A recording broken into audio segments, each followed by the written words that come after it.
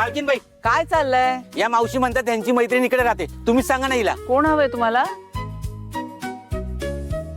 वृंदा इथे स्वयंपाकाला कामाला आहे ना. हा, मी शालू, तिची मैत्रीण.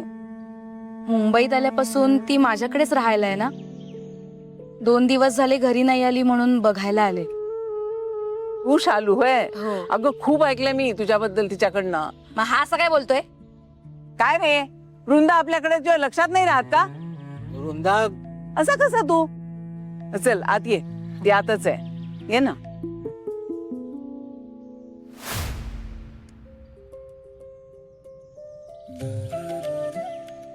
वृंदा, ए वृंदा, बघ तुला भेटायला कोण आलंय.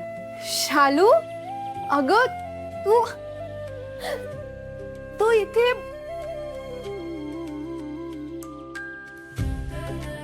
तू इथे कसं काय?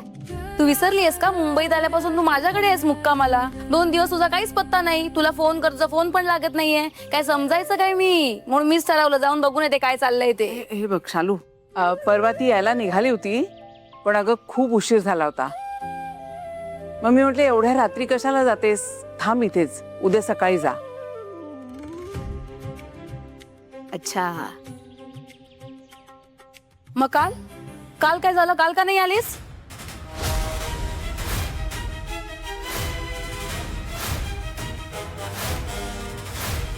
काल येणार होते काल. अगं वृंदा, त्यांना बसव तरी. उभ्या उभ्या काय गप्पा मारतीयस? तुम्ही काय घेणार का? चहा, कॉफी? तुमची स्वयंपाकीण हवी.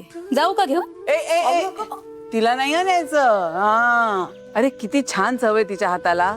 आम्ही नाही सोडणार तिला अशी. मग काय, असं कसं सोडणार आम्ही तिला? एवढं छान छान करून कोण घालणार आम्हाला मग? मैत्रीण कोणाची येते? अगं बाई, तू शिकवलास की काय स्वयंपाकीला? बर ते राहू दे. वृंदा, चहा कॉफीचं बघ तिच्या. आणि शालू, पहिल्यांदाच आलीस घरी, काही न घेता जायचं नाहीये. हा, मी आले. आजी, शालूला मी स्वयंपाकघरातच, म्हणजे एका बाजूला मला कामं करता येते. हो, जा घेऊन जा. आले. हा,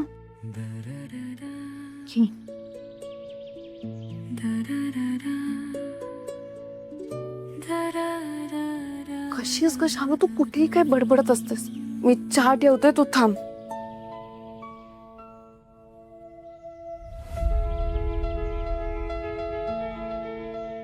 काय ग, तुला तर पटतंय ना? हा तुझा मोहन नाहीये, हा अभिरू. काय करतेस? काय बोलतेय? तुला आता पटतंय ना?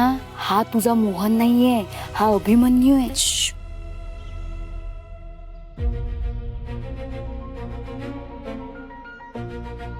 त्या दोघी तिथेच आहेत. तुझा आवाज नाही जाणार, तू बोल. नाही ग, अजून म्हणावं तसं काहीच हाती लागलेलं नाहीये. हा पण पण काय? मी ना तुला बाकी सगळं नंतर सांगेन, पण शालू आता एवढंच सांगेन की हे घर, ह्या घरातली माणसं, अगदी मी ज्याला माझा मोहन समजतेय ना, तो सुद्धा. इथे सगळंच फार विचित्र आहे ग. म्हणजे शालू, ह्या घरात नक्कीच काहीतरी गडबड आहे. शालू, वृंदा, झाला का चहा? हो आजी.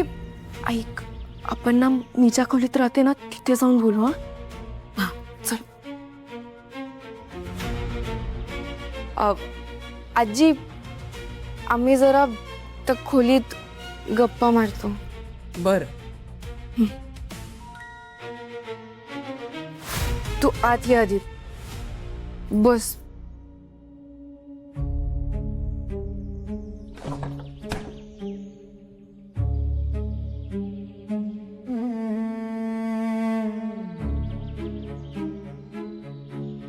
इथे राहतेस तू? एवढ्याशा खोलीत? सुरू झाली की संपते ही खोली.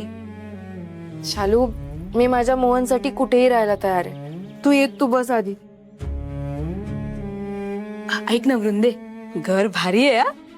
पण मला सांग, तो अभिमन्यू किर्लोस्कर म्हणजे तू ज्याला मोहन समजतेस त्याला तू अजून उघडं बघितलंस की नाही? शालू अगं काय बोलतीयस तू? तीळ, छातीवर तीळ पाहिलास का असं विचारायचंय मला.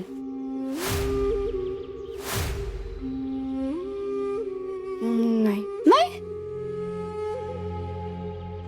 मग पुरणपोळी पण खाल्ली नसेलच त्याने, नाही ना? सही पण न अडखळता केली ग त्यांनी. माझा मोहन सही करताना अडखळायचा. हो ना. आता तुझ्या समोर दूध का दूध पाणी का पाणी आहे, मग कसली वाट बघतेस? हा, कशाला इथे अडकलीयस? तो मोहन नाहीये हे पटलंय ना तुला? नाही शालू, मी तेच सांगतेय. हे सगळं दिसतंय तेवढं सोपं नाहीये. या घरात सगळंच खूप विचित्र आहे.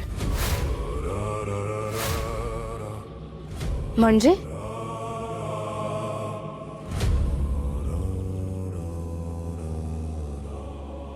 म्हणजे फक्त पुरणपोळी खाल्ली नाही म्हणून हा माझा मोहनच नाही, असं कसं होईल? खूप गोष्टी आहेत ज्यामुळे मला संशय येतोय. एक मिनिट, मला नीट सांग. शालू, या घरात एक कुत्रा होता, शेरू नाव होतं त्याचं. मी तर अनोळखी होते त्याच्यासाठी, तरी माझ्याशी प्रेमाने वागायचा. आणि ते अभिमन्यू किर्लोस्कर, ते तर किती वर्ष झालं या घरात राहतात, तरी त्यांच्यावर भुंकायचा जसं की ते कोणीतरी अनोळखी आहेत. काय? मी सांगतेय काय, खूप काही काही घडतंय या घरात. तुला माहितीये, मी शेरू,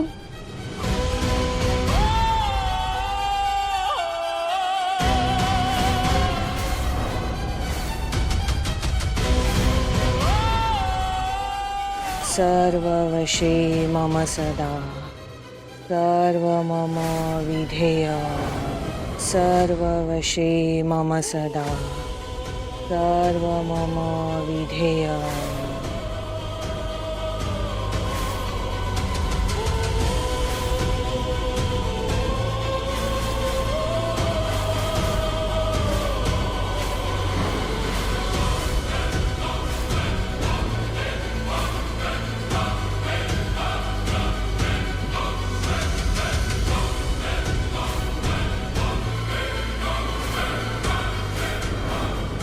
तुमची अंगठी मी पूजा करताना काढून ठेवली होती मी.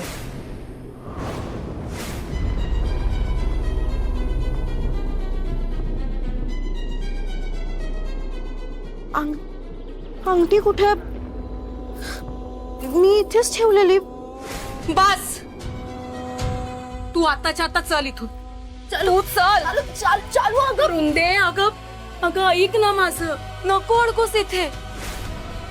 अगं या घरातील माणसं मला डेंजर वाटतात. अगं घर आहे की